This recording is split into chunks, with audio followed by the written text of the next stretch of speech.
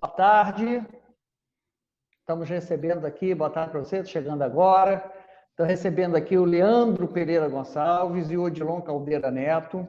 Leandro, que é professor do Departamento de História da Universidade Federal de Juiz de Fora, pesquisador do CNPq, coordenador da rede Direitas, Histórias e Memória, doutor em História pela PUC de São Paulo e autor do livro Plínio Salgado, um católico integralista entre Portugal e o Brasil. O Odilon é professor do Departamento de História da Universidade Federal do Juiz de Fora, coordenador do Observatório da Extrema-Direita, doutor em História pela Universidade Federal do Rio Grande do Sul e autor do livro sobre o signo do Sigma, integralismo, neointegralismo e o antissemitismo.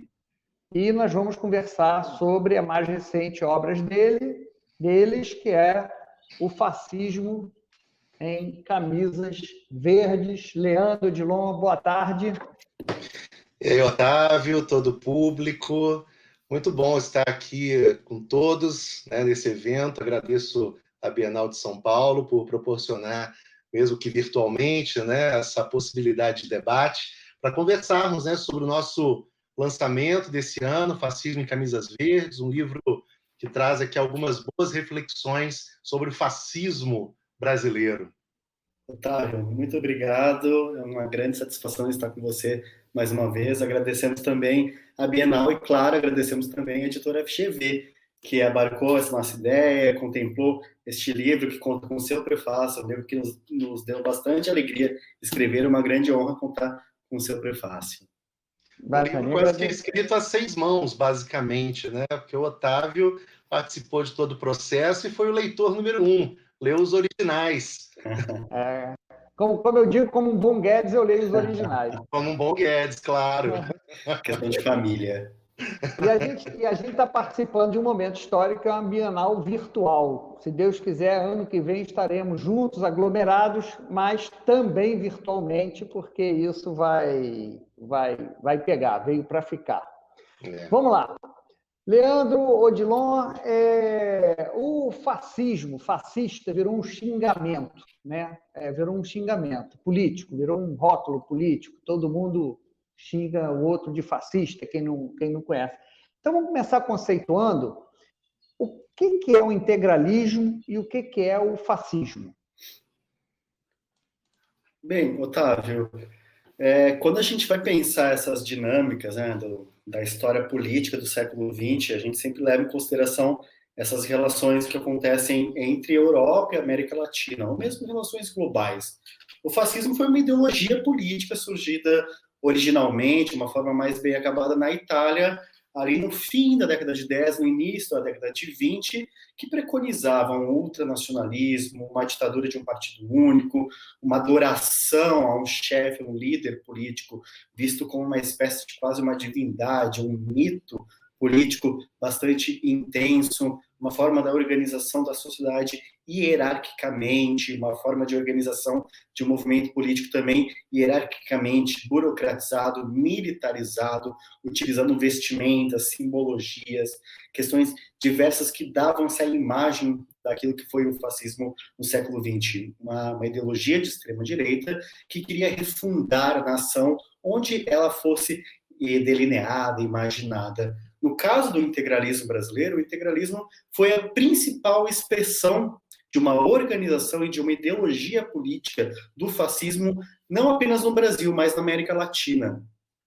Das diversas organizações fascistas que surgiram na primeira metade do século XX, a Ação Integralista Brasileira foi a principal organização de tipo fascista surgida para além do continente europeu. E foi também a primeira organização de massa surgida na história política brasileira. Então, essa novidade política, que foi o fascismo histórico, que a gente chama de fascismo histórico, ele se reproduziu em diversas intensidades, em diversas roupagens, em também diversas localidades. E no Brasil, a sua principal expressão foi a Ação Integralista Brasileira, né, Leandro? Exatamente.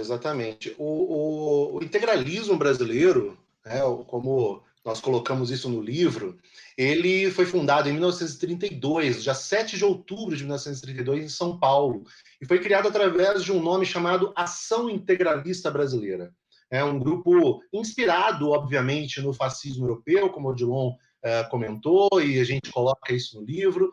Um movimento que foi muito impactante no Brasil e teve, como todo movimento fascista, um grande líder, né? E esse líder foi justamente Plínio Salgado. Plínio Salgado foi o líder máximo do fascismo brasileiro, né? Ele era como se fosse o Mussolini brasileiro. Ele era um jornalista, um intelectual do interior de São Paulo, participou da Semana de Arte Moderna de 1922, conseguiu organizar nos anos 30 esse movimento que se colocava como uma novidade, né? Era uma espécie de nova política que era colocada nos anos 30 contra a velha política, né? A velha política da oligarquia. Então, esse discurso da nova e da velha política não é algo de hoje, né? É algo que a gente já tem lá nos anos 30, e o integralismo colocava como novo. Foi um movimento muito impactante, né? Que existiu oficialmente até 1937, quando Getúlio Vargas decretou o Estado Novo. Depois disso, o integralismo ele foi recriado em novas caracterizações no período da ilegalidade, né, de 38 a 45, 46, período que o Plínio Salgado ficou em Portugal exilado.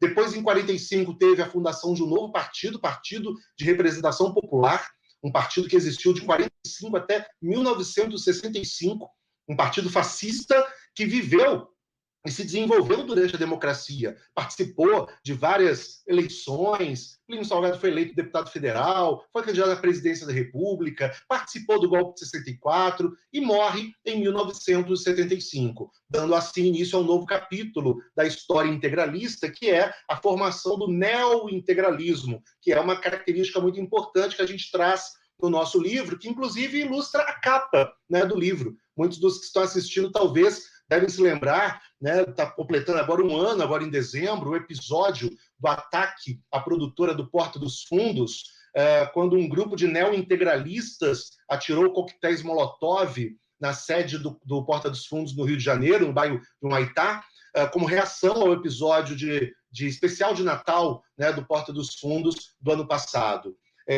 Então, o movimento integralista foi um movimento fascista muito forte no Brasil e que traz impactos até hoje. É um movimento de muita expressão, ou seja, o Brasil teve e tem um movimento fascista na sua história com um reflexo muito grande na política contemporânea. Isso que a gente tenta trazer para o nosso livro, né, Otávio? Algumas questões que trazem aqui alguns debates que se podem ser bem colocados nessa questão aí do passado e do presente em relação ao fascismo, né? A história do fascismo, né? Pois é, não, e o livro é interessantíssimo exatamente por isso, né?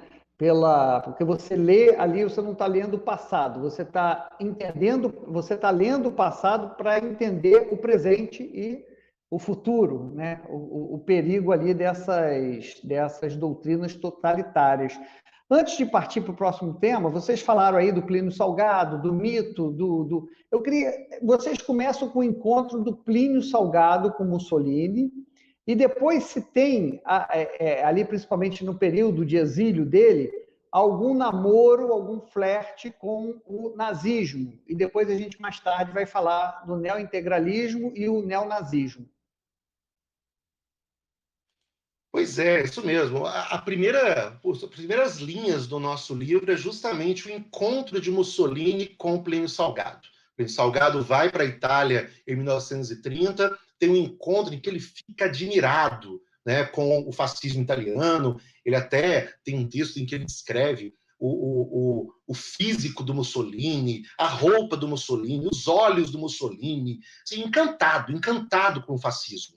Então, o fascismo o fascismo italiano é um elemento de muita importância para a organização e a consolidação do integralismo. E claro que o nazismo também acaba sendo uma questão importante, né? Dentro do integralismo, inclusive, existiam discursos antissemitas, inspirados no fascismo alemão, no nazismo, né? Existia um grande líder do movimento integralista chamado Gustavo Barroso, que foi presidente da Academia Brasileira de Letras, foi fundador do Museu Histórico Nacional, um grande intelectual, que foi o principal antissemita da história do Brasil.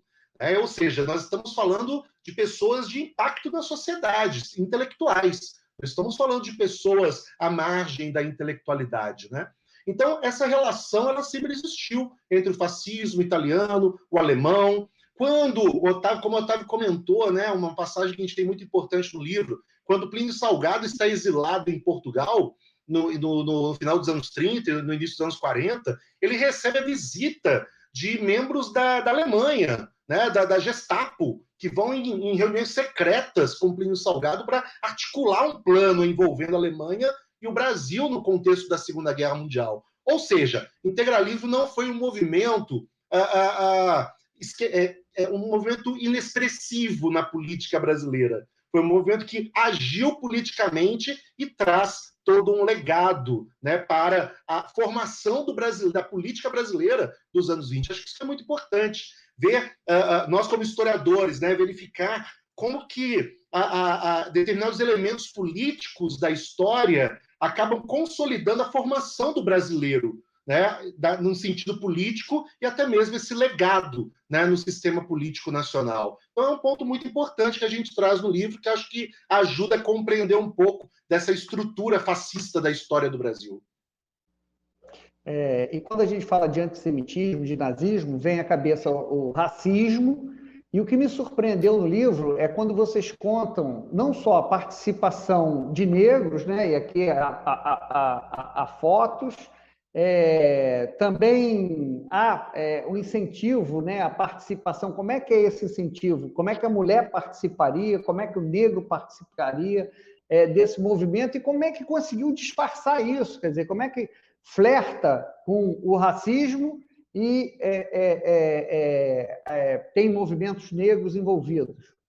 Pois é, Otávio. Muitas vezes, quando a gente pensa nessa questão do fascismo internacional, a inspiração do fascismo italiano, do nacionalsocialismo na Alemanha, para o Brasil, a gente tem que pensar também não somente uma questão assim dos fascistas brasileiros se inspirando e reproduzindo as ideias fascistas internacionais para o Brasil, mas sim os fascistas brasileiros, os integralistas, buscando adaptar as ideias vindas de fora, vindas do centro europeu, vindas do centro do fascismo para a realidade política brasileira.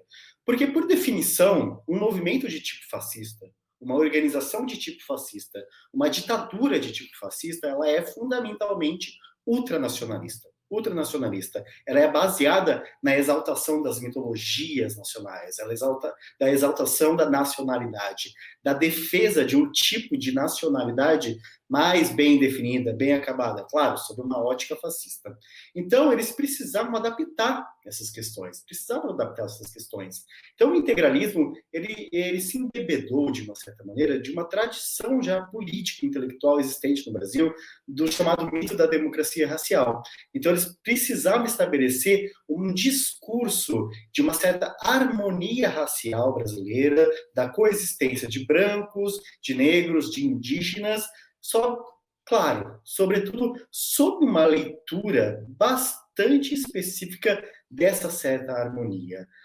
O tipo de homem, o tipo de mulher, o tipo de humanidade que os integralistas propunham era um tipo de humanidade que fazia um elogio ao modelo bastante europeizado, bastante atrelado a uma dimensão mais branca da própria identidade. Mas, de qualquer maneira, eles buscavam aparar essas arestas desse racismo mais evidente, justamente para conseguir construir uma viabilidade política, e, claro, lembrando que o integralismo foi também um movimento político, mas também um partido político. Então, ele precisava pensar eleitoralmente. Então, para além de pensar eleitoralmente sobre a questão dos negros, dos povos indígenas, tinha que pensar também a questão da mulher.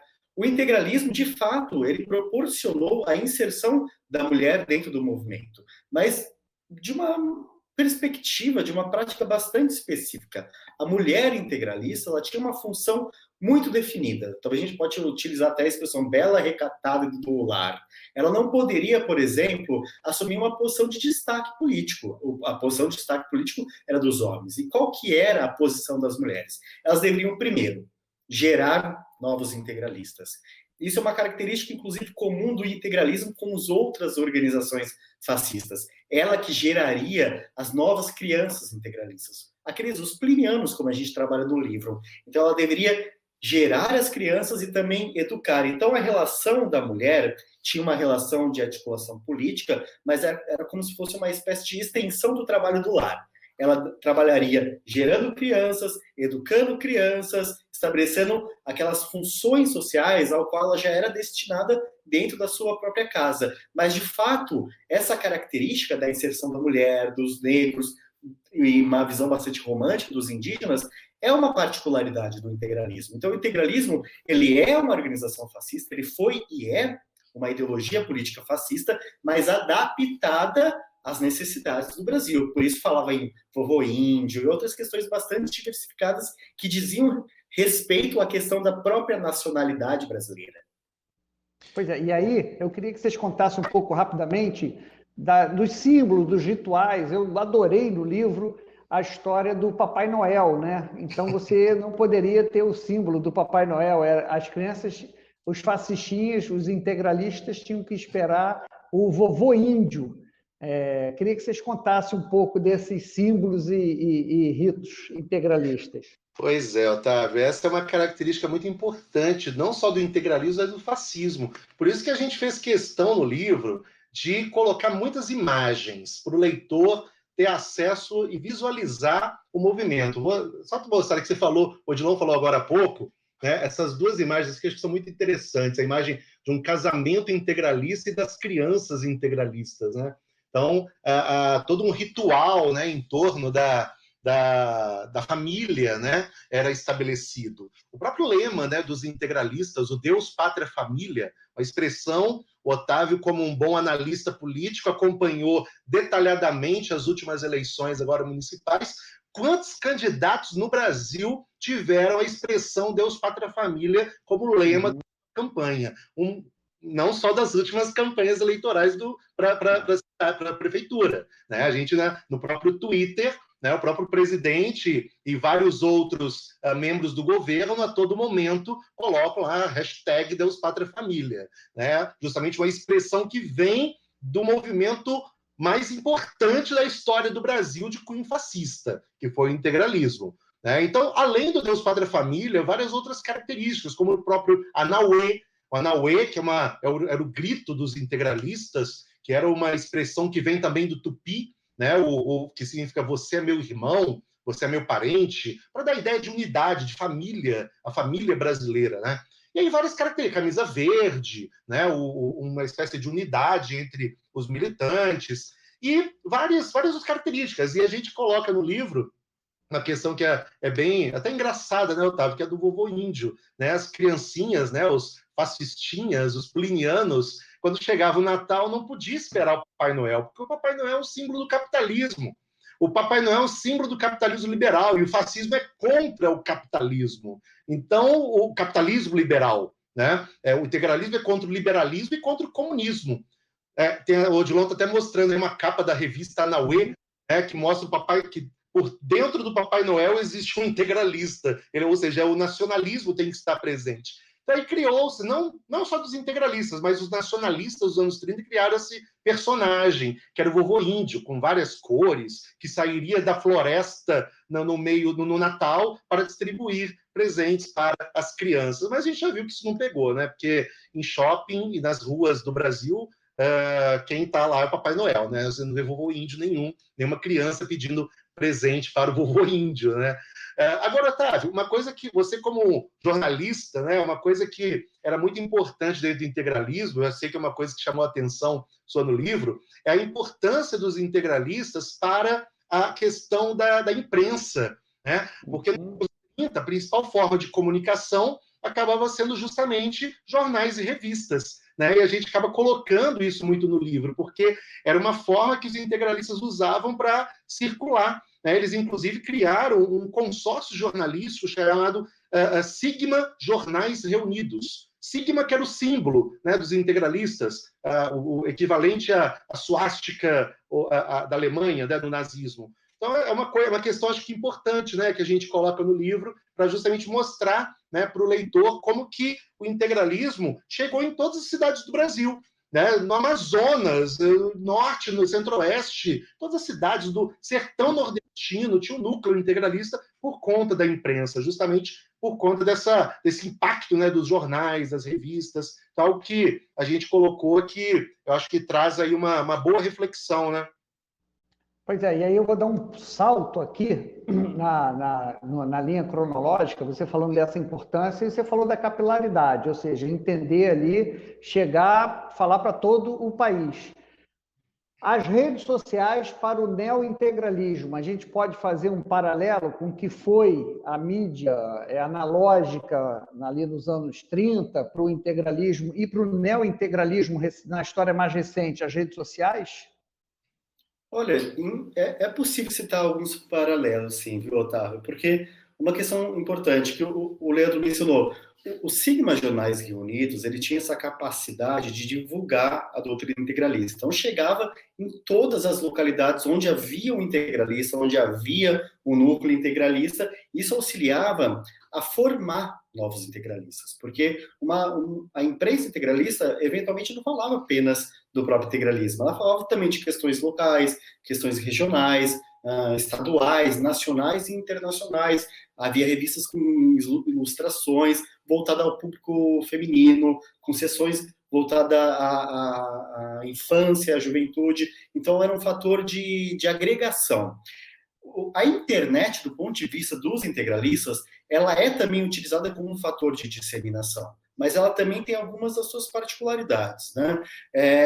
A passagem do século XXI para esses grupos neointegralistas, ela foi bastante traumática, com um suicídio de uma liderança neointegralista, como a gente narra no livro, e isso estabeleceu alguns entraves para a aglutinação dos integralistas. Eles tentavam ali conversar uns com os outros, formar uma única organização, né, o integralista, mas eles não conseguiam por conta de disputas, relações com neonazistas, negacionistas do Holocausto, saudosistas da ditadura, ou mesmo com partidos políticos dos mais diversos. A internet, ela foi utilizada, em certo sentido, sobretudo para aglutinar aqueles integralistas que estavam espaçados na internet, ou mesmo no território brasileiro. Então, se antes a imprensa servia para irradiar a ideologia, a internet ela serviu também para fazer uma rede, mas foi mais para conectar esses integralistas.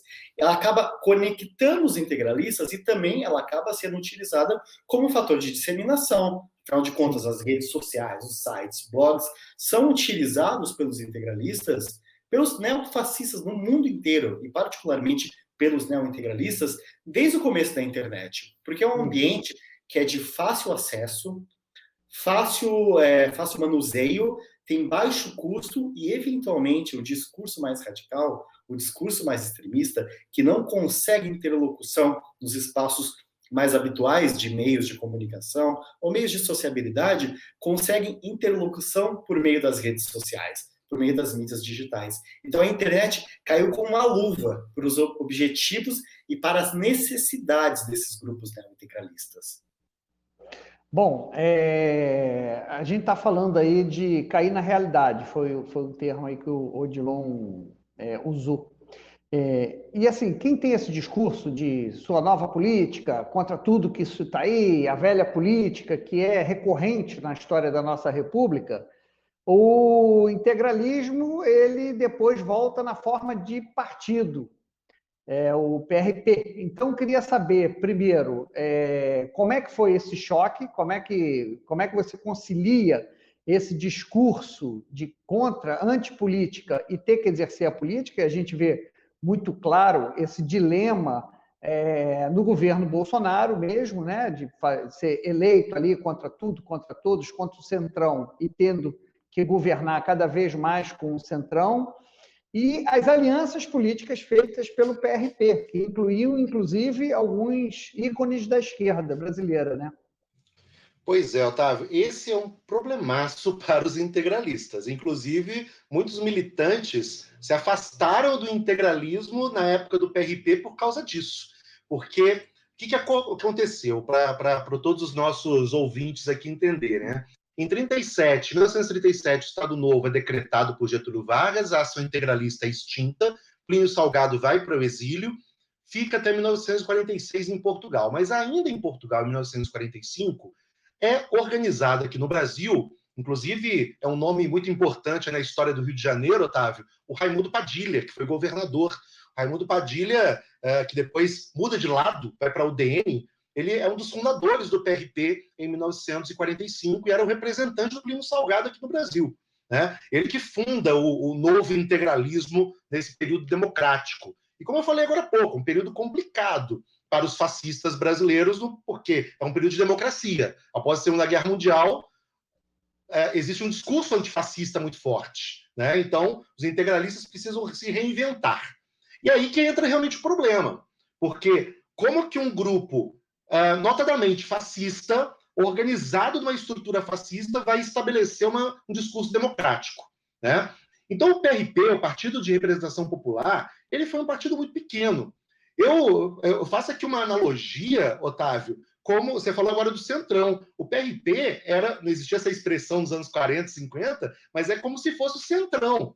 Era um partido pequeno que queria cargos públicos. O lance do PRP era ganhar cargos no governo. E conseguiu.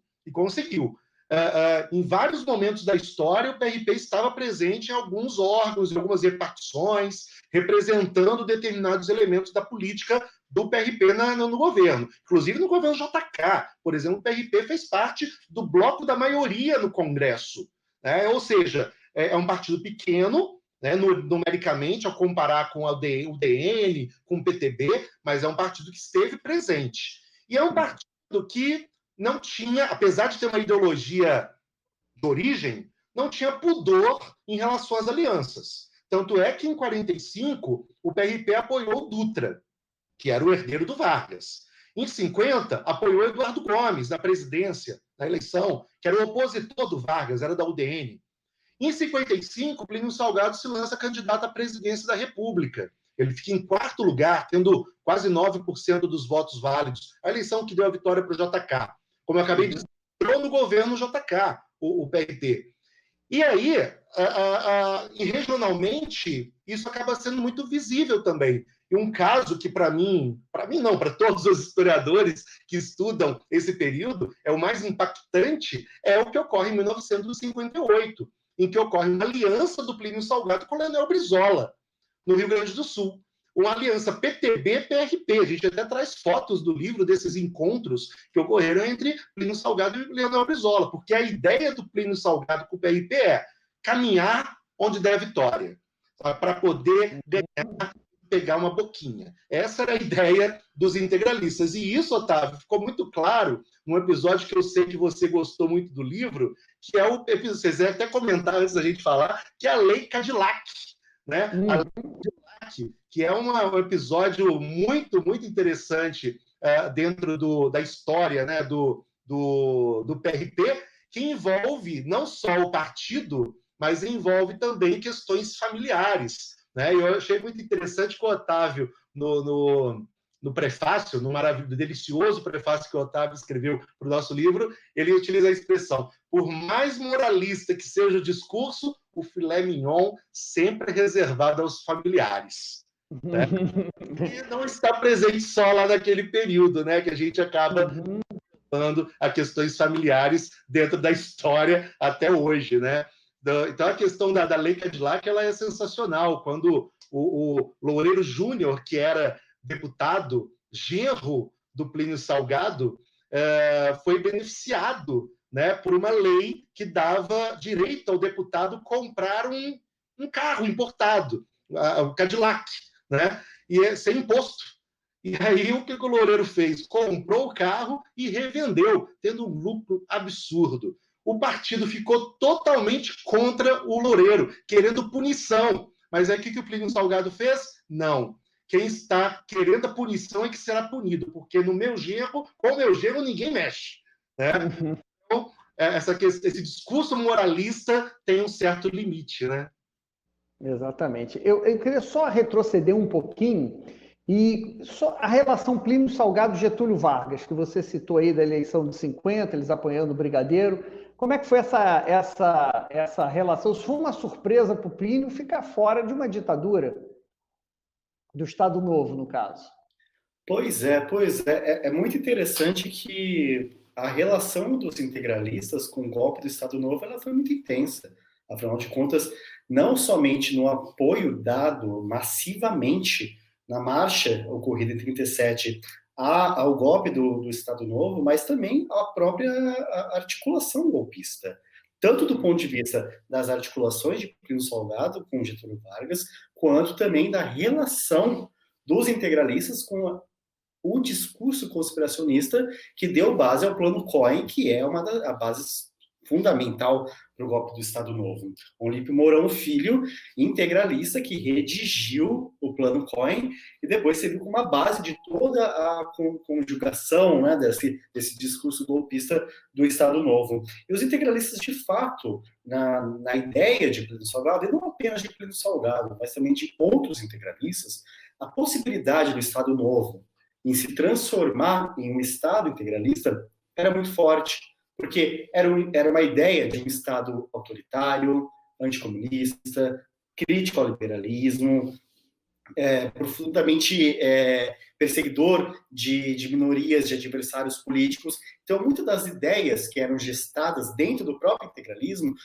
eram possíveis de serem realizadas pelo Estado Novo. Então, muitos integralistas viam na figura dessa construção do Estado Novo como um exercício ou a prática de alguns ideais integralistas. Mas uma questão são as ideias, outra questão é a própria liderança política. Plínio Salgado havia feito acordos prévios com Getúlio Vargas, no sentido de, se o Estado Novo conseguisse concretude, se o golpe fosse concreto, ele teria uma pasta específica de educação e cultura, onde ele poderia articular-se politicamente. Por meio dessa pasta, Plínio Salgado poderia articular-se politicamente, e a pasta relacionada a processos educacionais é uma pasta muito benquista, muito valorizada por organizações de tipo fascista, porque pode moldar toda a própria ideia de formação cultural, formação educacional da juventude e da sociedade como um todo.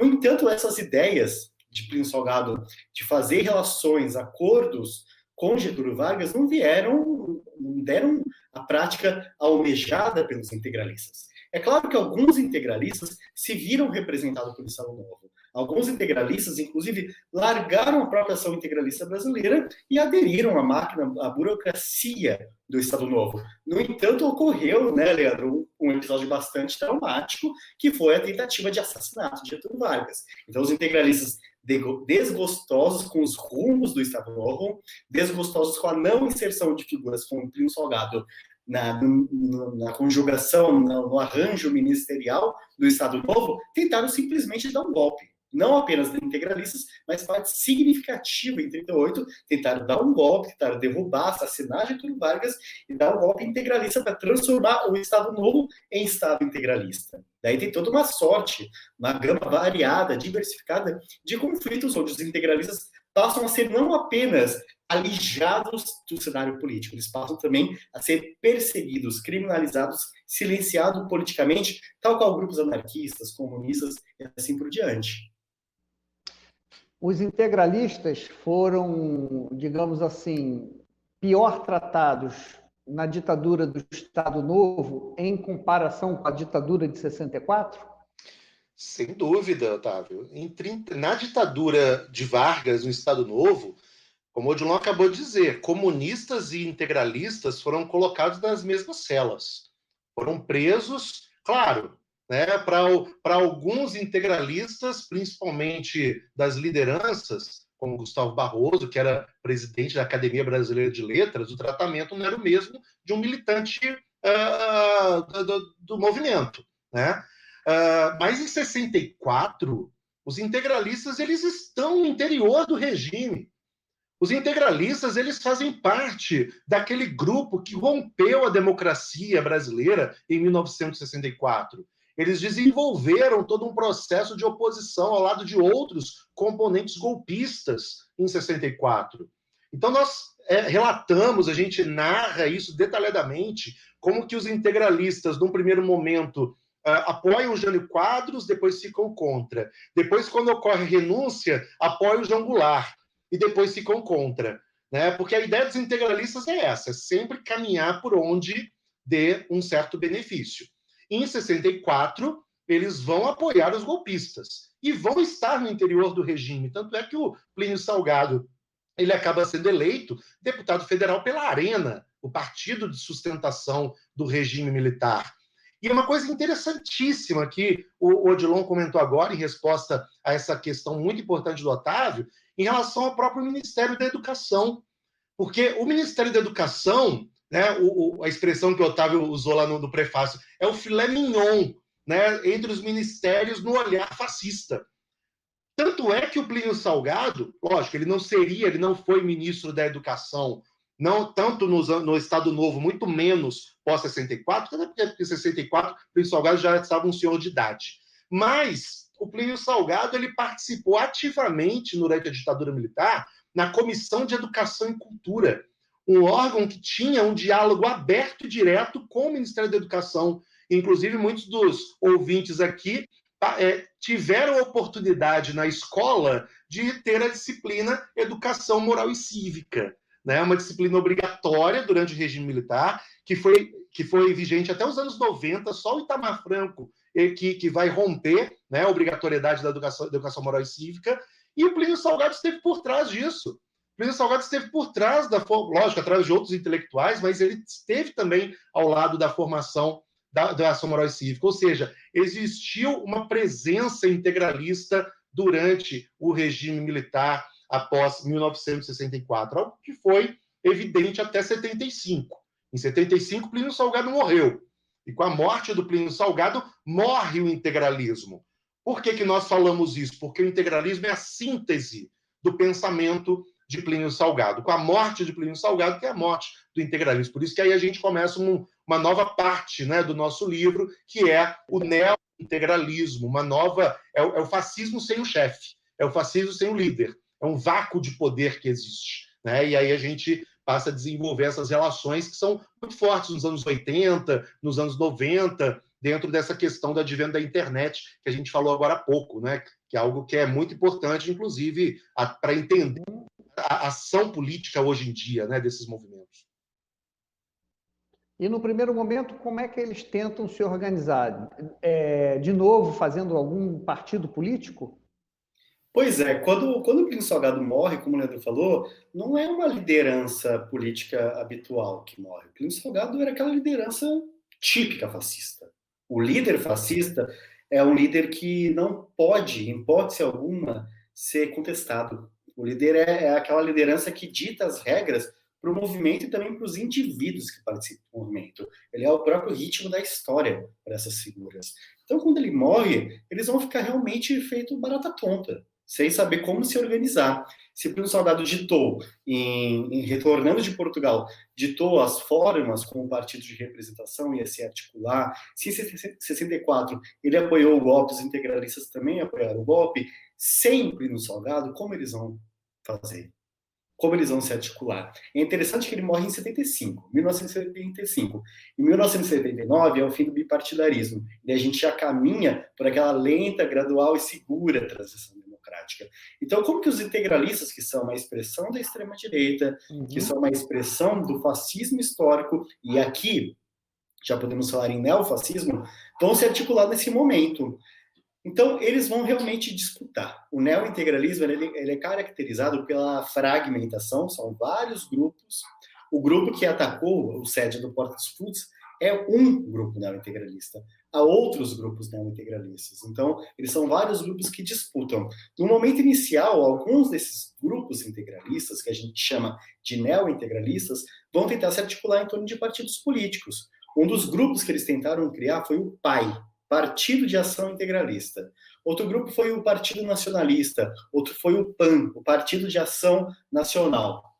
No entanto, os integralistas já não tinham aquele poder que eles tiveram em algum momento da história, seja a década de 30, 40, 50, ou mesmo 60 e 70, levando em consideração a figura do Plínio Salgado. Então, eles estão esparramados, fragmentados e têm leituras diversificadas sobre formas de organização.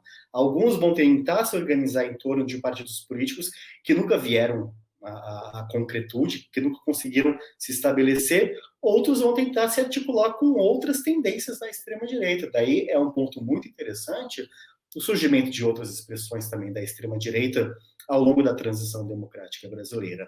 É o que a gente trabalha, inclusive, no nosso terceiro capítulo do livro. Por exemplo, como os integralistas vão se relacionar com grupos negacionistas do Holocausto, com grupos neonazistas, com grupos skinheads. Então, cada grupo neointegralista, cada pequena liderança desse neointegralismo vai tentar olhar para um pedaço da extrema-direita e falar: este é o meu nicho, a partir deste nicho que eu vou liderar os integralistas para o fim do século XXI e para o fim do século XX e para o século XXI. Então, essas disputas são colocadas, né? O neointegralismo é marcado por muitas disputas. Algumas tendências são mais radicais, e sendo mais radicais, eles olham não apenas para Plínio Salgado, eles olham também para Gustavo Barroso. Porque Gustavo Barroso, como o Leandro mencionou, a gente trabalha no primeiro capítulo do livro, ele foi a principal expressão da importação e aplicação do antissemitismo, inclusive do antissemitismo mais afeito ao antissemitismo nazista, na realidade política brasileira. Então, alguns integralistas vão olhar para os anos 30 de uma maneira mais particular, olhando para Plínio Salgado, mas olhando também para Gustavo Barroso, vendo, aquele antissemita pode ser a base da interlocução com grupos neonazistas. Isso enquadra todo esse fenômeno bastante complexo e bastante fragmentado e bastante conflituoso do neointegralismo. E para a gente foi bastante... foi um dos objetivos do nosso livro, além de fazer um livro de leitura agradável, acessível, sem notas de rodapé, sem discussões mais técnicas, foi também explicar essa história. Porque o integralismo que chega no Brasil, se desenvolve a partir de 7 de outubro de 1932, é também um integralismo que se mostra de maneira bastante diversificada a partir da década de 70, 80, 90, até a nossa atualidade. Entendi. Odilon, Leandro, vocês são professores, têm a noção tempo, espaço melhor do que um jornalista? Nós vamos até que horas? Temos mais 15 minutos, Otávio. Então, eu vou começar a ler aqui, estou recebendo aqui as pessoas que estão assistindo, eu vou passar aqui para as perguntas delas, senão não vai dar tempo. Olha, a Luciana Barros diz que teve moral e cívica no final da década de 70 e detestava. Temos algo em comum. Mas então vamos aqui para a pergunta da Ana Maria. Quem são os fascistas hoje? Antes de responder esse ponto, que é importantíssimo, só completar uma questão do Odilon para fazer um link justamente com a pergunta da Ana Maria. Ponto que é importante. Por que existem hoje muitos grupos neointegralistas? Porque não existe acordo entre eles em quem vai ser o chefe. Todos querem ser líderes. Todo mundo quer ser líder. Todo integralista, grande parte, quer ser a liderança. Plínio Salgado era incontestável. Era o chefe número 1 supremo. Né? Agora, não. Depois da morte dele, passa a existir essa disputa. Nos anos 80, por exemplo, existia um nome, Otávio, que é muito importante. A gente traz isso no livro. O Anésio Lara Campos Júnior. Anésio Lara Campos Júnior era um advogado de São Paulo, um antissemita, ele era negacionista do Holocausto, falava que câmara de gás era para matar piolho. E o mais interessante, né, curioso dessa história, né, Odilon? Ele é meio-irmão do Eduardo Suplicy. Isso causou brigas homéricas, não só na família, né? Imagino que o Natal da família Matarazzo não era tão simpático, né? Mas problemas relacionados à política, porque o Anésio Lara Campos Júnior atrapalhou a campanha da prefeitura, para a prefeitura do Eduardo Suplicy nos anos 80, em que ele concorria com o Paulo Maluf, não é, Odilon? Era Paulo Maluf e Eduardo Suplicy. Exatamente, o Eduardo Suplicy levou o Anésio Lara Campos Júnior para, acho que era o Clube Hebraica, para se explicar, só que daí ele falou mais um tanto das besteiras com que ele já estava acostumado, e daquilo deu uma dor de cabeça. A comunidade judaica de São Paulo exatamente. Né, nessas eleições dos anos 80. Então, teve o Anésio Lara Campos Júnior e diversos outros, né? Diversos outros líderes que surgem dentro desses grupos que acabam se organizando em torno do neointegralismo como uma expressão neofascista. Eu acho que até o Odilon pode comentar a pergunta da Ana Maria. Pois o neointegralismo, ele é uma expressão mais bem acabada do neofascismo. Eles olham para o fascismo histórico, aquele fascismo do século XX, as camisas verdes, a simbologia tipicamente fascista. Aquele fascista que se veste como fascista e fala, vamos reproduzir esse fascismo do século XX para o século XXI. Aí a equação de fascismo e neofascismo ela é muito simples, porque eles estão olhando para o passado do fascismo do século XX e tentando aplicá-lo de uma maneira diversificada, mais radical, tacando coquetéis molotov, se vestindo eventualmente com algumas particularidades, utilizando mídias novas também, mas a relação passado-presente ela é bastante evidente. Mas o fascismo ele é uma propriedade do integralismo na história brasileira, mas não é apenas do integralismo. A ideia da repaginação da nação, a ideia da purificação da nação brasileira, com o extirpamento, a expiação dos inimigos políticos, é uma particularidade que não diz respeito exclusivamente ao integralismo e ao não-integralismo. A nossa ideia, né, Leandro, da escrita do livro foi justamente fazer o seguinte: vamos contar a história do fascismo no Brasil. Desde o momento que Plínio Salgado vai à Itália fascista, se apaixona por Benito Mussolini e tenta reproduzir o fascismo na especificidade e particularidade brasileira, até a relação dos grupos neofascistas e neointegralistas na atualidade e como eles se inserem na política atual. A política atual ela não é necessariamente uma política neointegralista. Os grupos neointegralistas eles são pequenos, mas eles se articulam com outras tendências mais amplas. Por exemplo, durante os anos 2000, eles vinham como uma liderança para os neofascistas o Enéas Carneiro. O Prona de Enéas Carneiro era uma liderança. E quem eles passam a ver nos últimos anos como uma possível liderança ou representante das suas ideias? Justamente o atual presidente da República. Então, isso demonstra como muitas das ideias, não apenas o slogan Deus, Pátria e Família, não apenas o slogan, mas muitas das ideias que são presentes nessa nova expressão das direitas, da extrema-direita brasileira, e aqui o bolsonarismo, essa expressão mais bem acabada, elas bebem de uma tradição histórica. Nem tudo é novo, nem tudo é novo. E muito dessa tradição se faz em torno de uma interligação, de uma ligação bastante interessante com o passado fascista, né, Leandro? Inclusive, só completando esse ponto que o Odilon disse, Otávio, fazendo aqui um link, como hoje não existe um partido político integralista no Brasil, o Prona, por exemplo, do Enéas já foi extinto, o Enéas morreu, eles começam a buscar representantes da política partidária. E hoje existem basicamente dois partidos políticos que passam a ser uma espécie de base dos integralistas. O PRTB, que é o partido do Levi Fidelix, e Patriotas, que é o partido do Cabo Daciolo, né, que concorreu ao último presidencial. No Patriotas existem integralistas que, inclusive, fazem parte do governo federal e estão presentes no superministério do governo Bolsonaro. O superministério é da superministra Damares. Né? Por que o superministério? Porque é o ministério que é a base de sustentação dessa militância do discurso conservador. O Ministério da Família e da Mulher e dos Direitos Humanos. Então, eles estão lá dentro, né, com o discurso contra o aborto, com o discurso da moralização, né, com o discurso da defesa do pensamento cristão, e estão no PRTB. Apoiaram o Levi Fidelix na eleição agora para a Prefeitura de São Paulo, apoiaram o Levi Fidelix na última eleição para o governo de São Paulo, apoiaram o genro do Levi Fidelix, Rodrigo Tavares, nas eleições para governo de São Paulo e na prefeitura agora de Guarulhos, em que ele foi também candidato. Isso é só um exemplo, né, da presença desses neointegralistas na política partidária. E aí muitos deles podem estar pensando, poxa, mas Levi Fidelix, Cabo Daciolo, PRTB é o partido do vice-presidente General Mourão.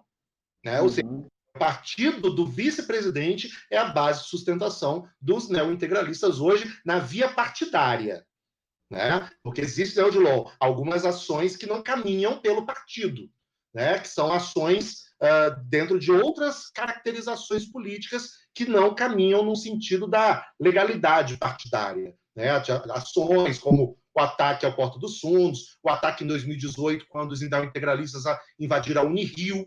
né, para queimar e destruir o centro acadêmico, bandeiras antifascistas que existiam na Unirio, enfim, tudo isso a gente retrata no livro, né? Ou seja, os não-integralistas eles vão aproveitando essas brechas e, principalmente, o espaço e o ambiente favorável, porque eles sabem que essas ações elas vão ser, em alguns momentos, elas vão existir, não apoio, mas vai existir uma neutralidade, né, por parte de alguns órgãos, né? Sim, tanto que o Ministério da Justiça investiga os policiais ditos antifascistas, né? Quando você tem ações aí terroristas, como foi o ataque à Porta dos Fundos. Vocês fazem um relacionamento, uma relação desse, digamos assim, neo-assanhamento, porque eles têm um histórico de briga, de ocupar rua, de brigar rua, né, os integralistas, com a ascensão de um presidente de extrema-direita? Sem dúvida, Otávio. É claro que a atuação mais radical desses grupos, né, integralistas, ela existe faz alguns anos, né? Mas com a emergência do fenômeno bolsonarismo, com a eleição e a conjugação do governo Bolsonaro, algumas das liturgias da extrema-direita se viram altamente legitimadas quando não naturalizadas. Então, eles passam a também ocupar espaço e também a disputar espaço. Afinal de contas, a extrema-direita brasileira ela não se reduz exclusivamente aos neointegralistas, mas os neointegralistas querem ocupar espaços mais significativos da extrema-direita, tanto do ponto de vista político-eleitoral, quanto do ponto de vista da sua disseminação ideológica. Então, eles precisam realmente se articular, e é justamente nessa dinâmica, com essas novas direitas, com Bolsonaro, com o bolsonarismo, que eles começam a se articular de uma maneira mais intensa. Então, efetivamente, com a eleição do começo do governo Bolsonaro, a gente tem um novo capítulo, é o capítulo que a gente conta no nosso quarto livro, final do nosso quarto livro, justamente para conseguir entender a extrema-direita brasileira lá dos anos 30 até a atualidade, com essa nova fase, com esse novo capítulo em torno desses problemas para a própria democracia brasileira.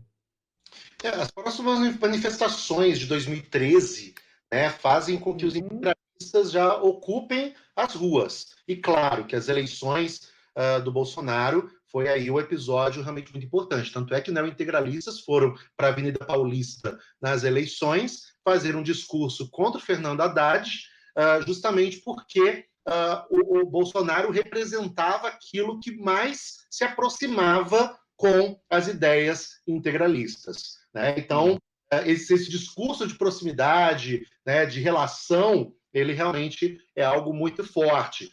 E o nosso livro, a gente está caminhando também por tempo aqui para finalizar.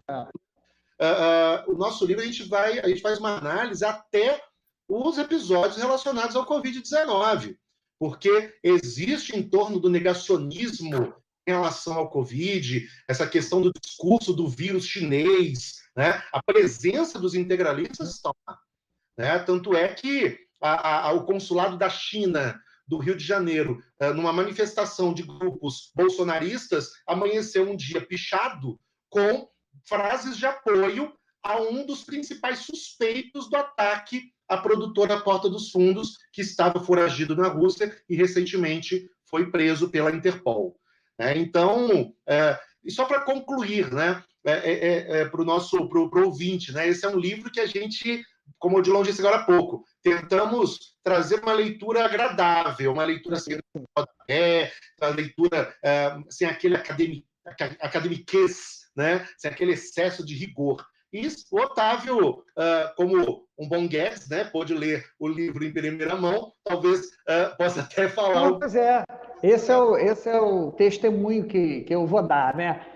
Vocês pediram para eu fazer o prefácio, então comecei a ler os originais e não consegui parar, E depois, quando eu recebi a edição impressa, eu reli com calma, como leitor. E posso dizer assim, que ele é muito gostoso, quer dizer, ele está longe desse academicismo que afasta, né? Que muitas vezes afasta quem não está interessado em uma profundidade maior, ou seja, mas ele é absolutamente rico, você consegue entender o que foi, contextualiza e tem curiosidades, o que é mais bacana, né? Eu acho que na história, quer dizer, as curiosidades não são marginais, apesar de você ter a profundidade, você ter o contexto. Então, eu gostaria de agradecer a todo mundo que acompanhou essa nossa conversa e deixar para vocês dois o agradecimento final. Eu quero agradecer a Bienal pelo espaço, a oportunidade. Quero agradecer mais uma vez a editora FGV pelo excelente trabalho que foi feito no processo de edição. Quero também deixar um recado. Durante o período da Bienal, o livro ele está com 50% de desconto no site da FGV. O livro ele custa R$40, está apenas R$20 no site da FGV. Então, quem tiver interesse, fica aí o convite. E agradecer ao Otávio Guedes pelo brilhante prefácio, pelo carinho no qual ele sempre nos tratou, e muito obrigado pela oportunidade desse diálogo, né, Odilon? Verdade. Obrigado, Otávio. Mais uma vez, é uma grande honra, grande alegria sempre conversar contigo. Agradecer mais uma vez à editora FGV por comprar a nossa ideia, por nos auxiliar nessa ideia. Justamente, a nossa ideia foi justamente trazer essa temática que é bastante espinhosa, bastante complexa para o grande público. Nós trabalhamos com essa temática aqui na Universidade Federal de Juiz de Fora há muitos anos, são pesquisas de fôlego, há muito tempo que desenvolvemos e quisemos justamente trazer esse debate para o grande público. Espero que vocês possam gostar dessa nossa obra. Muito obrigado. Obrigado, fico com o convite. Obrigado a todos. Mais uma vez, agradecendo aí a Bienal e a todo mundo que acompanhou o nosso papo aí. 19 horas conseguimos encerrar na aula. Como dois bons professores, conseguimos encerrar na hora. Valeu, gente. Obrigado. Gente, obrigado. Valeu, Boa noite a todos. Muito obrigado. Valeu.